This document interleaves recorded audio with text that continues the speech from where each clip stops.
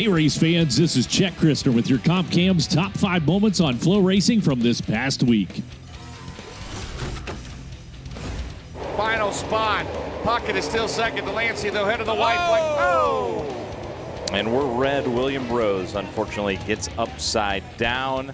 It's Steel Block Late Models at Eldora's Dirt Track World Championship for our number 5. William Rose catches a crease and bikes it so hard he twists his knickers into a cloudburst. Due to track conditions, the remainder of the Dirt Track World Championship weekend was postponed until Sunday. So here comes Gavin Miller, right to the inside, the bomb through 1 and 2. Here comes Kel Drake, a three-way battle for the race lead. Miller to the inside, slides Flood.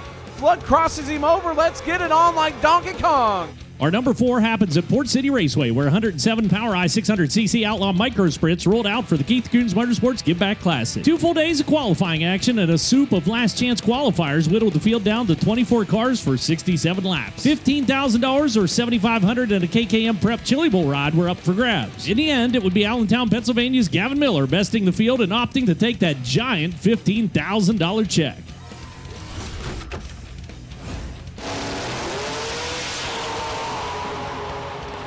Hold on, Kevin Butler, he's going to do some driving again, and look at the one foul, and we unfortunately have one. It has just went into the walls. It's round 1 of eliminations for the Magna Fuel Top Sportsman during the PDRA Brian Olson World Finals at Virginia Motorsports Park for our number 3. Calvin Butler and his 2008 Corvette locks into the left lane to take on Don Swindell on the right. Lights go down and Butler's on a charge when things take a turn for the worse. Like a hard right-hand turn that lofts the vet into a sideways spear that blazes up the right-hand wall. Fortunately, Calvin was A-OK. Higgins saves the race car. Boschel sends it in deep on the bottom. Into the side of Higgins, he crashes. Gavin Boschel through for the win as Higgins slams the wall. Cars Tour Pro Late Models at Tri-County Motor Speedways are number 2, and you might want to sit down for this one. The 2 top contenders for the Pro Late Model title, Katie Henninger and Caden Quapple, are battling for the lead when they come together. That puts them both to the tail of the field, and on the restart, Henninger hooks Quapple's right rear and sends them both into the wall.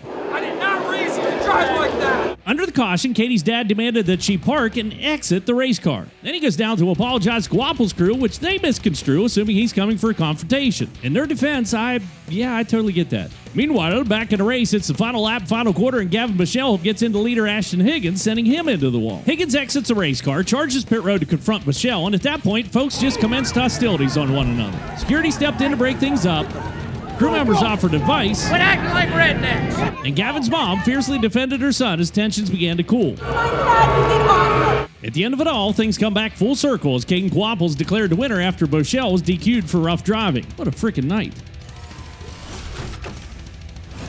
1 lap to go. Shepard, Moran, O'Neill. They see the white flag. This is it for $200,000. Shepard stumbles a little bit on the tip. O'Neill down. Shepard is out of fuel. Shepard may be out of fuel. This is it For the championship. And the win. Hudson O'Neill with a slider. Moran going to try to cross him over. It's going to be Shepard winning the race.